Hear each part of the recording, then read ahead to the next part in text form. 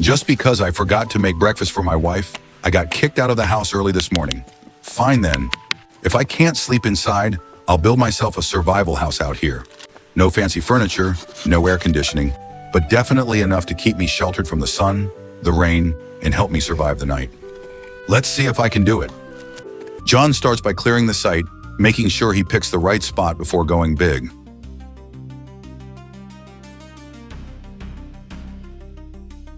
The grass and surface debris are cleaned away, revealing the true footprint of the build.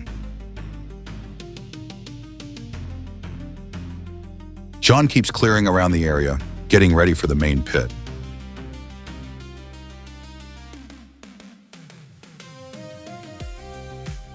The first shovel strikes into the ground, mark the moment this semi-underground shelter begins to take shape.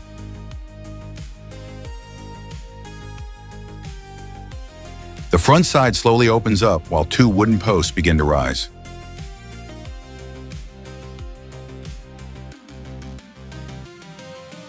John adds a protective layer behind the wall, so soil and moisture do not pour straight inside.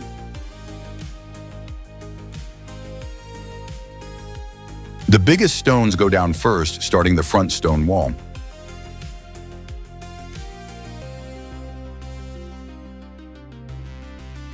John keeps stacking stone with steady hands, raising the front little by little.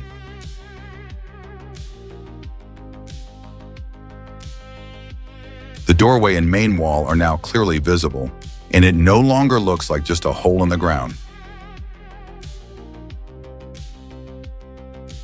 As the wall settles into shape, John turns to preparing wood for the roof.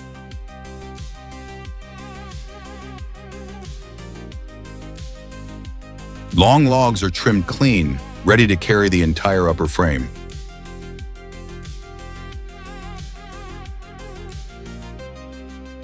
John keeps shaving down the ends so the support points will sit tighter.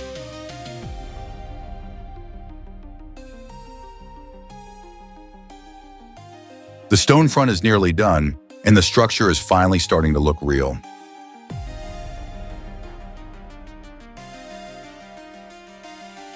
John patches the remaining gaps, keeping the wall both strong and neat.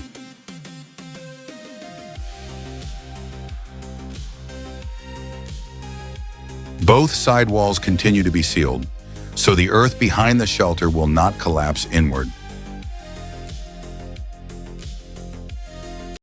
Smoke begins to rise from inside, showing that the shelter is finally gaining some life. A dark covering is stretched across the upper section, preparing for the roof stage.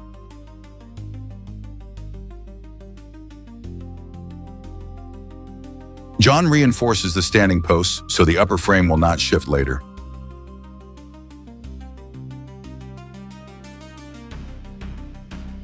The front is now in great shape, only waiting for the long roof beams.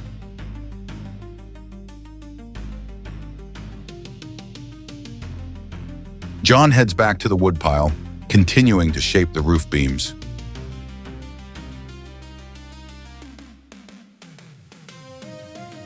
One long piece is laid up first, starting the A-frame roof.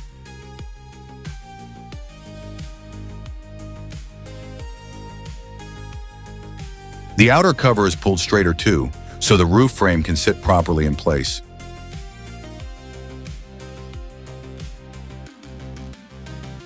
John cuts more supporting pieces because with this kind of roof, one missing beam stands out immediately.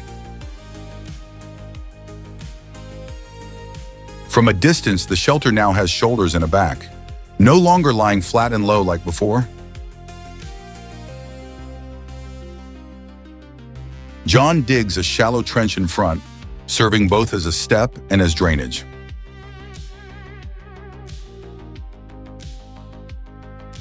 The doorway and front wall are adjusted again, so entering it feels less rough and raw.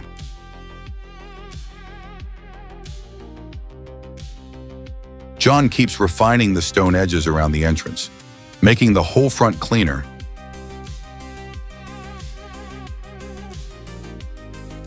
More long timbers are brought in, preparing to raise the full triangular front frame.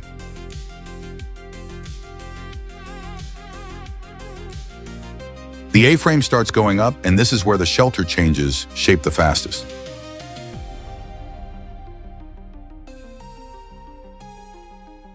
John cuts more wood again, adding support wherever the roof still needs it.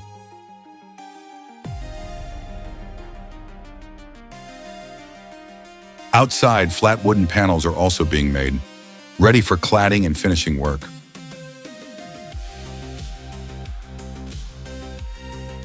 The roof frame is now very clear, looking like a hut tucked into the slope.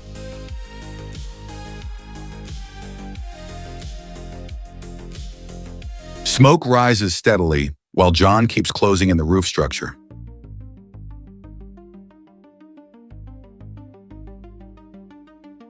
John begins assembling a large round panel, which is clearly going to become the front door. The door is reinforced carefully because it will become the face of the whole build.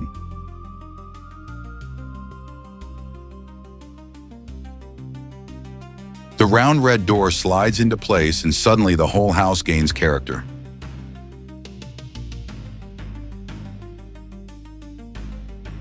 John adjusts the door in its frame, making the front fully sealed and smooth.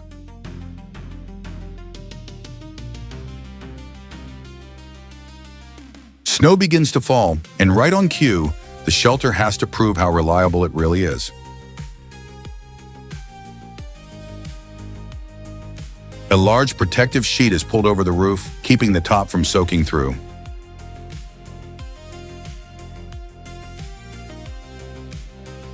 John rearranges a few stones at the entrance, forming the step at the same time.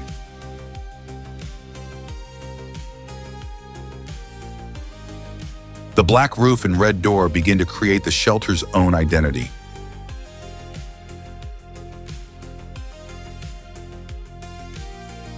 The front facade is nearly complete, with no part of it feeling unfinished anymore.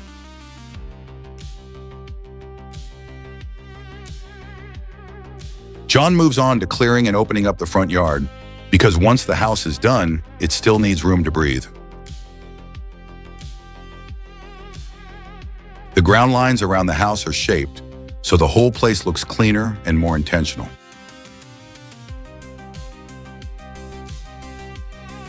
John cuts a few more flat pieces, preparing the front area and walkway.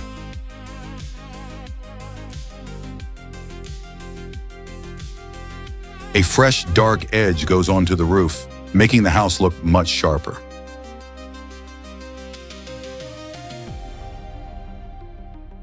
John keeps laying low stones along the front base, almost like he is framing the facade.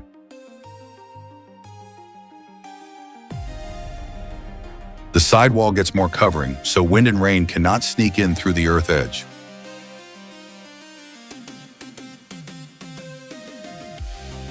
John brings a large sheet out into the yard, getting ready for the landscaping phase.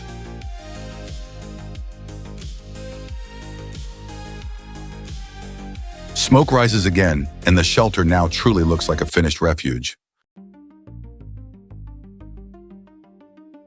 The front yard is leveled out, so stepping outside does not land straight into rough dirt.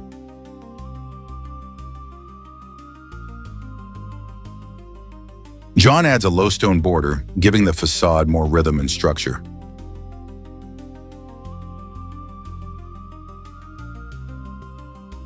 At this stage, the project starts becoming beautiful, not just sturdy.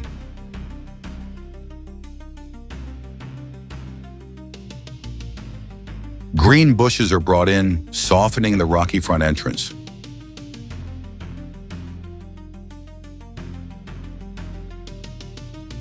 John keeps adding plants and covering the front, making the house feel less harsh.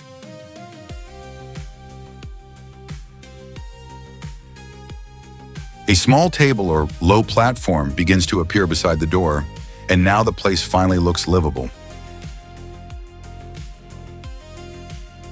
Then the snow comes down, and the semi-underground house looks like it stepped out of a fairy tale. Against the white background, that red door is impossible to ignore.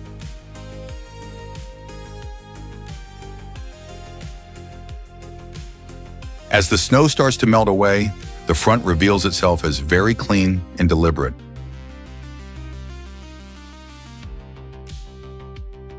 John keeps tidying the yard and step edges, leaving no part forgotten.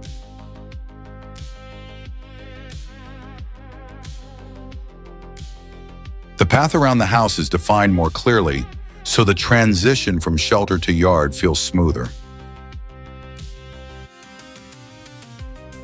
John adds more borders of wood or stone, giving the landscaping a clear frame.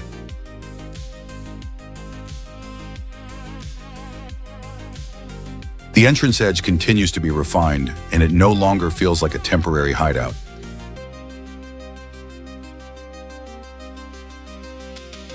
The wide shot now looks great. The house is done, and the yard has started to gain its own life.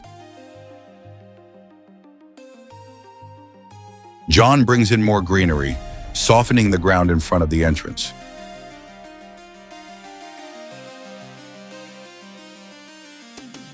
Even in snow and wet leaves, he is still out gathering more landscaping material.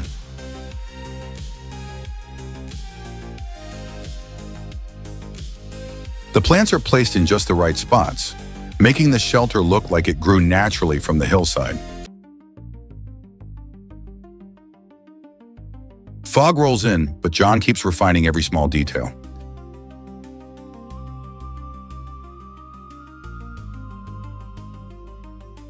More boards or small steps are added, making the entrance area feel even more complete.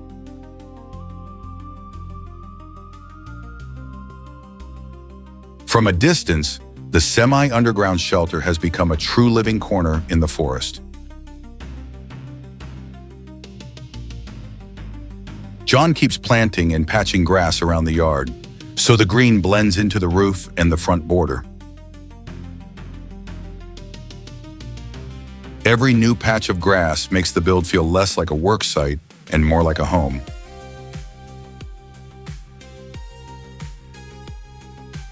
John finishes the last details along the yard edge, leaving nothing unfinished.